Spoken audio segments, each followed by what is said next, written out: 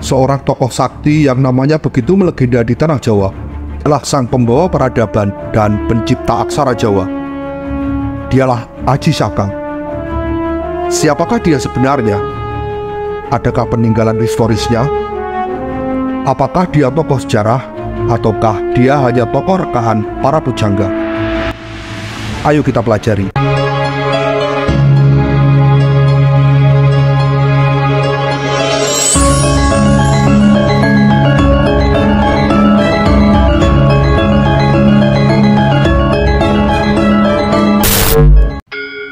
Berbicara tanah Jawa, nggak bisa kita pisahkan dengan seorang tokoh bernama Aji Saka.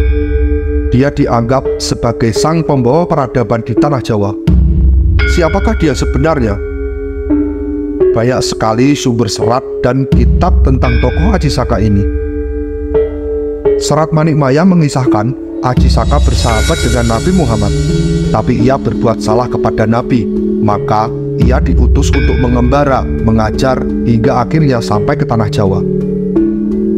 Dalam serat Momana lebih detail lagi, dikisahkan bahwa pada tahun 862, Aji Saka mengembara ke ujung kulon dengan menggunakan nama Batara Adimurti. Di tempat itu ia mengarang Candra Sengkala dan Candra Geni. Di tahun 865, Adimurti mengarang dan mengajarkan Kawi Dasanama, Kawi Jaya Resmi, Sandi Gunung, Serat Wiwaha, dan Serat Dewa Ruci di Kabuyutan. Pada tahun 867, Adimurti membuat meriam, gender, dan bendera.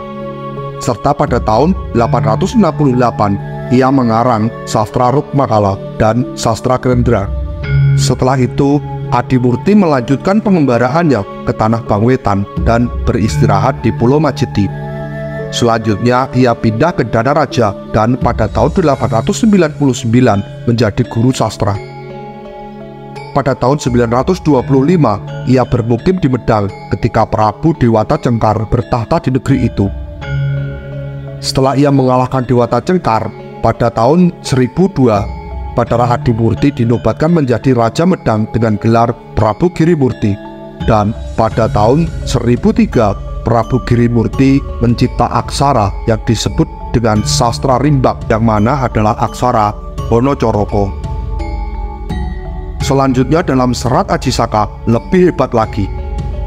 Ia dikisahkan anak angkat dari Sang Hyang Antaboga yang sakti mandraguna.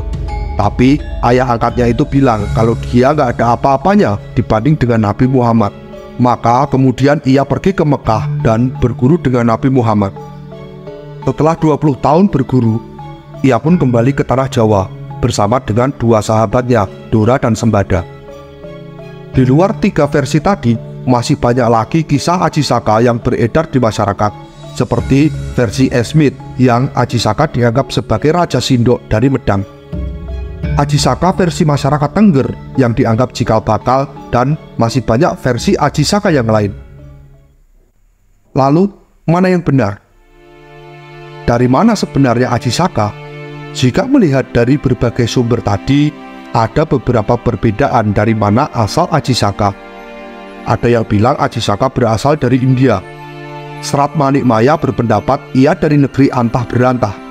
Dan dalam kisah di serat Aji Saka, ia berasal dari tanah Jawa. Lalu, apakah benar aksara Jawa adalah ciptaan Aji Saka? Tidak dapat dipungkiri bahwa sebagian masyarakat Jawa menganggap bahwa Aji Saka adalah pencipta aksara Jawa Honocoroko. Pendapat itu muncul karena dalam serat Manikmaya dinyatakan bahwa Aji Saka dengan gelar Sang Hyang Mudik Batara ketika berada di Kabuyutan mengajarkan serat Nivi Sastra.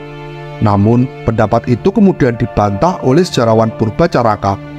Anggapan bahwa Aji Saka sebagai pencipta aksara Jawa didasari oleh adanya pewarisan legenda tokoh tersebut secara berkesenian dan sistematis melalui pendidikan formal sampai pada tahun 1960-an. Di jenjang sekolah dasar misalnya, pewarisan yang demikian sistematis tersebut menyebabkan semakin mengakarnya legenda Aji Saka dalam kehidupan manusia Jawa, sehingga di antara mereka menganggap bahwa kisah Aji Saka benar-benar terjadi. legenda Aji Saka telah ada sejak lama di kalangan masyarakat Jawa. Pada mulanya, legenda itu beredar secara lisan mulut ke mulut, dan kemudian masyarakat Jawa mengenal tulisan. Legenda Aji Saka didokumentasikan dalam bentuk tertulis, meskipun sistem kelisanan masih terus berlanjut.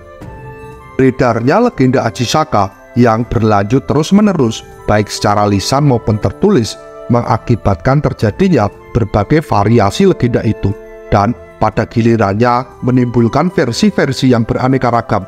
Misalnya, Aji Saka versi Serat Manikmaya, legenda Aji Saka versi Serat Momana, legenda Aji Saka versi Serat Aji Saka, dan legenda Aji Saka versi Isbet, serta legenda Aji Saka versi masyarakat Tengger, dan masih banyak lagi. Timbulnya berbagai variasi dan versi legenda Aji Saka itu berdampak terhadap timbulnya berbagai anggapan tentang asal-usul Aji Saka dan mitos Aji Saka sebagai pencipta aksara Jawa. Dengan demikian, jadi mohon maaf untuk yang tidak sepaham dengan kami mengenai asal-usul Aji Saka. Kami berpendapat jika Aji Saka adalah tokoh fiktif dan bukan tokoh historis karena jejak historisnya sulit dibuktikan kebenarannya karena tidak ditemukan bukti-bukti historis yang dapat mendukungnya. Sementara itu, mengenai mitos Aji Saka sebagai pencipta aksara Jawa, kami berpendapat bukan Aji Saka yang menemukan aksara Jawa. Karena menurut beberapa epigraf, aksara Jawa merupakan salah satu turunan dari aksara Brahmi di Indonesia yang sejarahnya dapat ditelusuri dengan runut karena banyaknya peninggalan-peninggalan yang memungkinkan penelitian epigraf secara detail. Akar paling tua dari aksara Jawa adalah aksara Brahmi di India yang berkembang menjadi aksara Palawa di Asia Selatan dan Asia Tenggara pada abad ke-6 hingga 8. Aksara Palawa kemudian berkembang menjadi aksara Kawi yang digunakan sepanjang periode Hindu-Buddha di Indonesia antara abad ke-8 sampai ke-15 di berbagai daerah Nusantara. Aksara Kawi kemudian berkembang menjadi aksara-aksara tradisional Indonesia yang salah satunya adalah aksara Jawa. Aksara Jawa modern sebagaimana yang kini kita kenal berangsur-angsur muncul dari aksara Kawi pada peralihan abad ke-14 hingga ke-15 ketika tanah Jawa mulai menerima pengaruh Islam yang signifikan. Bagi masyarakat Jawa, Aji Saka sulit dipisahkan dari alam pikiran mereka. Oleh masyarakat Jawa, legenda itu selalu dihubungkan dengan penciptaan aksara Honocoroko dan tokoh Aji Saka dimitoskan sebagai pencipta aksara tersebut. Oleh karena itu, tidaklah mengherankan apabila legenda tersebut hingga beberapa generasi mengilhami dan bahkan mengakar dalam pikiran masyarakat Jawa. Dari kisah Aji Saka, banyak sekali pelajaran yang bisa kita ambil tentang kepahlawanan, pembebasan, kesetiaan, dan tanggung jawab. Tokoh Aji Saka yang dianggap sebagai guru dan penemu aksara adalah gambaran bagaimana jika ingin membangun peradaban, maka ilmu pengetahuan adalah solusi. Bagaimana Aji Saka dikisahkan menciptakan aksara Jawa adalah keinginan kuat nenek moyang kita keluar membangun peradaban yang lebih maju dan bermartabat. Aji Saka juga dikisahkan membebaskan Medang Kamulan dari cengkeraman Dewata Cengkar, adalah gambaran jika pada masa lalu nenek moyang kita juga sangat mengharapkan sosok Ratu Adil yang bisa membawa masyarakat dari masa kelam menuju masa pencerahan. Makna simbolik tersirat pula dalam aksara Jawa Honocoroko yang ngelegono atau telanjang dan dituliskan secara menggantung di bawah garis, dikemukakan oleh Hamengkubuwono ke-10 bahwa pada dasarnya aksara Jawa adalah huruf hidup. Aksara Jawa menjadi mati apabila dipangku karena aturan penulisannya menggantung pada lapisan atas dan tidak terletak pada lapisan bawah. Ini merupakan simbol yang mengingatkan orang sebagai warga bangsa, terutama kalangan atas, agar tidak lupa diri, terlena oleh pangkuan derasnya arus globalisasi budaya yang datang melanda dengan berbagai sosok dan atributnya. Artinya, sebagai warga bangsa, setiap orang harus mempertahankan jati diri melalui budaya yang telah dimilikinya, tanpa mengabaikan budaya dari luar yang mempengaruhinya.